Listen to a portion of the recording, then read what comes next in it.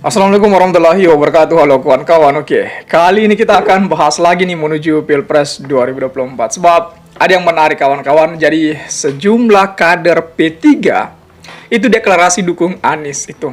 Dan Taci Yassin di Purworejo katanya.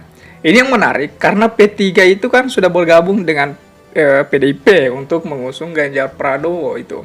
Sedangkan P3 arus bawah malah mendeklarasikan untuk mendukung Anies Baswedan.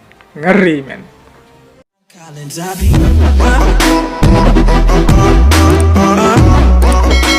Sejumlah kader yang mengaku dari Partai Persatuan Pembangunan berharap agar Anies Baswedan menggandeng Wakil Gubernur Jawa Tengah Kiai Haji Taci Yassin Maimun atau Taci Yassin sebagai calon wakil presiden dalam pemilu 2024.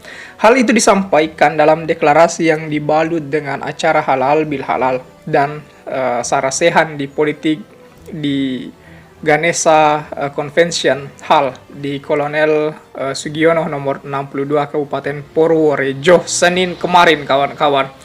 Tak hanya dari Purworejo, sejumlah kader itu juga berasal dari luar daerah katanya. Nah, kelompok yang mengaku sebagai kader P3 itu kemudian mendeklarasikan Anies Baswedan dan Wakil Gubernur Jateng, yakni Taci Yassin sebagai Capres-Cawapres untuk pemilu 2024. Secara resmi, deklarasi dibacakan oleh salah satu pengurus DPP P3, Profesor Anwar Sanusi. Selain itu, sejumlah kader yang mengaku dari P3 se-Jawa Tengah, Daerah Istimewa Yogyakarta, dan Jawa Barat, serta Jawa Timur dan Banten, itu juga menyatakan PLT Ketua Umum P3 Murdiono tidak sah dan melanggar ketentuan ADART P3 serta Undang-Undang Partai Politik. Dengan demikian, menurut mereka, yang bersangkutan tidak memiliki kewenangan dan tidak sah bertindak atas nama P3 dalam menandatangani daftar caleg maupun mengusung dan menandatangani calon presiden maupun cawapresnya. Apabila PLT Ketua Umum DPP P3 tidak melaksanakan permintaan tersebut, mereka akan menunjuk pengacara untuk memberikan pendampingan hukum kepada Mahkamah Partai DPP P3 dalam melakukan gugatan terhadap keabsahan PLT Ketua Umum DPP P3 ke Pengadilan Negeri Jakarta Selatan. Selain mendeklarasikan Anies Baswedan dan Taci Yassin sebagai Capres dan Cawapres untuk pemilu 2024, mereka juga bersepakat membentuk P3 baru dengan nama P3 Anies. ini yang mengerikan kawan-kawan. Ketika kemudian P3 menjadi dualisme, ada P3 yang awal, kemudian ada P3 Anies. Itu bisa kita lihat apakah kemudian inilah awal kehancuran dari P3 ataukah seperti apa. Karena memang kita lihat P3 ini dari awal ya seperti itu, bahwasanya dari arus atas itu mendukung Ganjar Pranowo ataupun seolah-olah mengikuti yang mana ditunjukkan oleh Joko Widodo. Ya, tapi kan setidaknya P3 ini sudah lebih dulu mendeklarasikan bahwa mereka ingin bergabung dengan PDIP mendukung Ganjar Pranowo bersama PSI kalau tidak salah itu.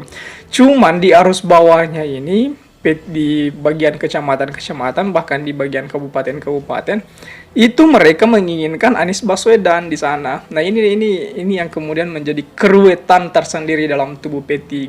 Sebenarnya kasusnya sama dengan PAN sebenarnya. Kemarin juga PAN itu sempat arus bawahnya sempat mendeklarasikan Anies Baswedan sebagai capres mereka. Tetapi ya kembali lagi bahwa arus atas PAN, Ketua Umum PAN, Sulhan itu, dia seolah-olah berada di telunjuk Jokowi. Dimanapun Jokowi menunjuk orang, maka disitulah PAN berada. Saya pikir seperti itu. Ini keruwetan di tubuh P3 dan PAN. Kasusnya sama seperti saya lihat itu. Arus bawahnya menginginkan Anies Baswedan, sedangkan pengurus pusatnya itu menginginkan Ganjar itu. Jadi sangat ruwet sekali saya lihat kasus-kasusnya PAN dan P3 ini. Coba kita lanjut di sini.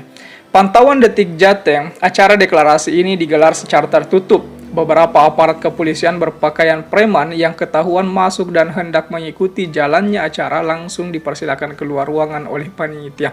Sedangkan dalam sesi jumpa pers, awak media tidak diberi kesempatan untuk wawancara alias hanya mendengarkan deklarasi yang dibacakan. Sementara itu, Ketua DPC P3 Kabupaten Purworejo Muhammad Kartika Suhala mengaku tidak tahu ada acara tersebut. Nah, ini yang menariknya. Ketika kemudian arus bawah, baik itu P3 ataupun PAN, ini kasusnya sama. Ketika mereka mendeklarasikan Anies Baswedan, pasti seolah-olah pengurus pusatnya itu seolah-olah tidak tahu dengan acara tersebut. Seolah-olah mereka mengatakan bahwa entahkah itu mereka tidak tahu acaranya, kemudian entahkah itu mereka kemudian bilang bahwa yang mendeklarasikan itu sudah keluar dari partai, sudah bukan lagi pengurus partai, ataupun sudah tidak aktif lagi dalam kepartaian. Ya, seolah-olah adalah alasan-alasan yang seperti itu muncul dari benak publik. Jadi 1 hari ke depan atau 2 hari ke depan ini pasti ada lagi backupan dari P3 itu. Pasti P3 pusat itu pasti sudah bersuara mereka itu. Entahkah tidak mengakui lagi bahwa yang bersangkutan dari arus bawah P3 mendeklarasikan Anies Baswedan, mereka bukan lagi bagian dari partai atau sebagainya. Pasti ada wacana-wacana seperti itulah yang mungkin menjadi bumbu-bumbu politik yang bisa kita nikmati bersama. Nah, bagaimana tanggapan kawan-kawan mengenai hal ini? Coba tulis di kolom komentar. Oke? Dan share juga video ini supaya banyak yang berkomentar mengenai hal yang tadi kawan-kawan ya. Jadi saya pikir itu saja dulu. Terima kasih telah tiba di sini. Jangan lupa subscribe agar tidak ketinggalan pada video selanjutnya. Sekali lagi terima kasih dan wassalamualaikum warahmatullahi wabarakatuh.